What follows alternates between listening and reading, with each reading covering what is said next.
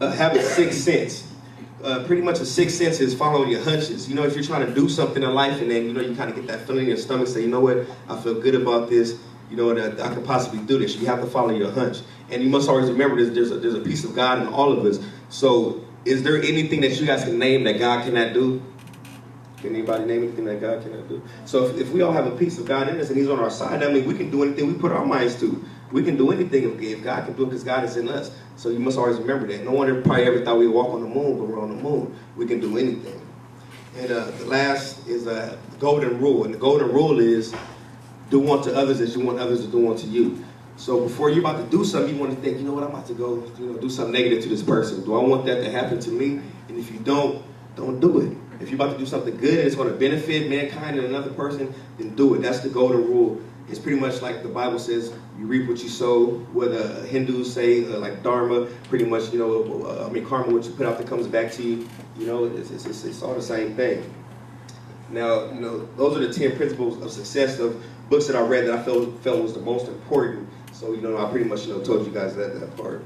So I'm going to finances, pretty much old rules and new rules. The old rules is, you know, you pretty much, I heard a lot of you guys saying what you guys want to do. It's pretty much saying, go to school, you know, you get your degree, you get a safe job, you retire. That's pretty much a traditional way of doing things, right? Everybody agree that's pretty much a traditional way of doing things.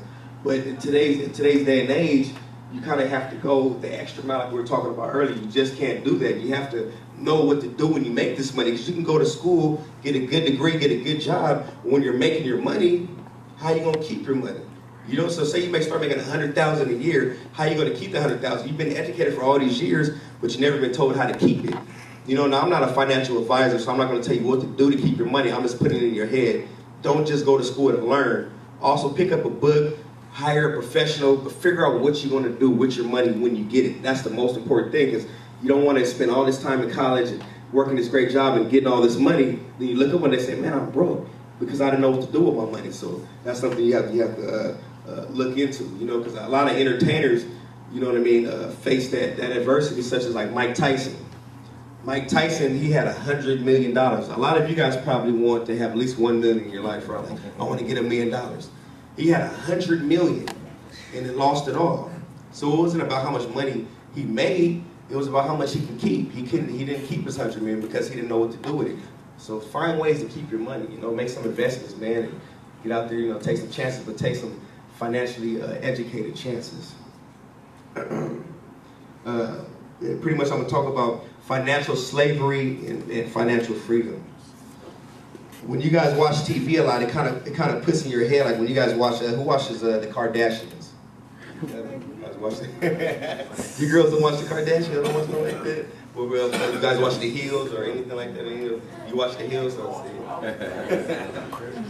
Jersey Shore? Yeah. Jersey Shore. And see, when you watch those shows, you're like, man, they're having a good time. And they're driving a nice car, they're wearing nice clothes, and now you don't think those things?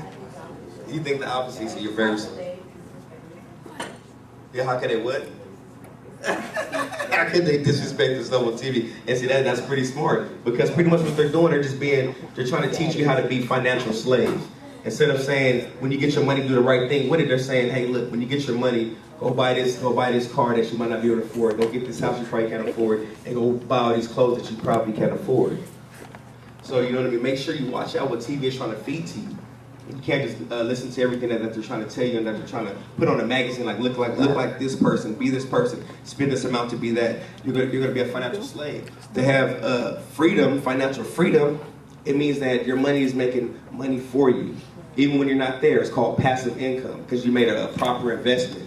You know, it's the difference between assets and liabilities. I'm gonna give you guys a quick example before I move on. Do any of you guys know what an asset is? You know what an asset is over here?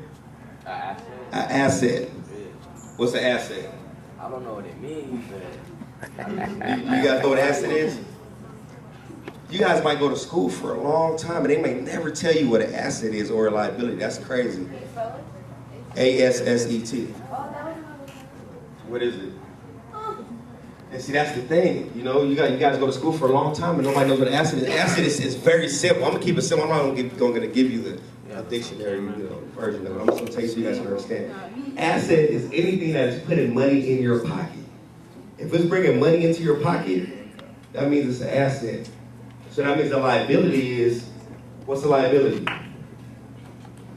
Huh? If an asset puts money in your pocket, what's the liability? Liability is a risk. Yeah, I can see that. So simple, to put it simply, a liability is pretty much taking money out of your pocket.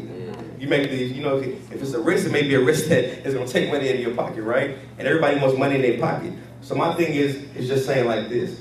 If you have $20 in your pocket, right? And you guys like to watch movies, right? I don't know if you girls watch Twilight or Team Jacob or Team whatever. Now you guys go over there.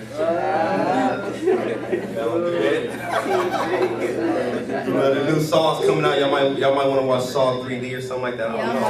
I'll watch that. Oh, you watch that, huh? In movies nowadays, when you go with your boyfriend or your girlfriend, you're gonna spend like $20, right? I go to Military base, Alright, now listen, because I'm gonna tell you something here too. You can always think like this. It costs $20 to go to the movies. You got $20 in your pocket. Once you spend that $20 on that movie, you're gonna leave that movie theater broke. Or you may be in there minding beer, buy your girlfriend some popcorn.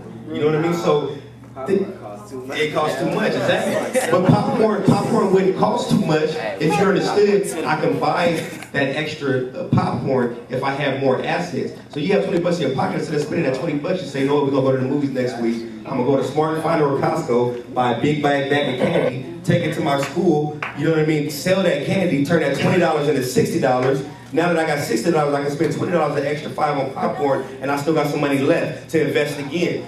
Because you buying that candy was an asset. That move was a liability, but you can still buy liability as long as your asset pays for it. Always remember that whatever you do in life, I want to go get this PSP. Let me create some assets to pay for this PSP. As simple as that. If you can remember that for the rest of your life, you won't make the mistakes I made. If I would have knew that 10 years ago, I would be way richer than I am now. I would have been like, man, you know what? I want to buy this new Mercedes, but you know what? Let me create some assets to pay for this Mercedes, and I'll have some extra cash after that, such as buying a liability and being broke after. Now, a quick question before I move on from that. You guys, I don't know if you guys know, listen to rap. You guys know Lil Wayne? Yeah. Never heard of it. Young Money. All right, now Lil Wayne. Have you guys heard of Master P? Yeah. Oh, he used to play basketball. He garbage. Yeah, he old school garbage. I agree. He's played out. Now this is the crazy thing. So who thinks Lil Wayne has? Because he's relevant now. I mean, it's obvious. Who thinks that Lil Wayne has more money than Master P? He locked up. He ain't got nothing. Huh? Who do you guys think has more money, Lil Wayne or Master P? Master P. Master P. You guys are so smart. Why does Master P have more money? He's been around longer, and plus he's been. Lil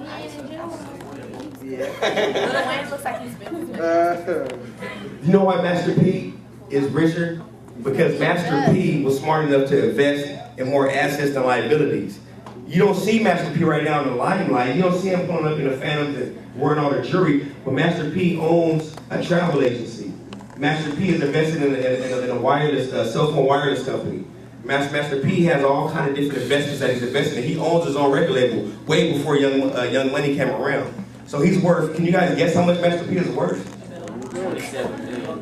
27 million. She's closer. She said $1 billion. It sounds crazy. He's worth $661 million. 660. It's kind of hard to fathom. $661 million. Take $1 million and times it by 661. That's money to hand down for generations. And he was a rapper. But the investment turned to a businessman. So he came from Colonial Projects, the worst neighborhood in America. It became rich, 661 million. You guys can do anything you put your mind to. Can't nothing hold you back. And Master P can become almost a billionaire. That's up there with Donald Trump is doing. So never forget, you can do whatever you put your mind to. It's endless. You know. So before I close out and let my partner get on, I'm just gonna go over some 6 quotes that I have that I took out of these books. You know what I mean? Pretty much the first quote is give to receive.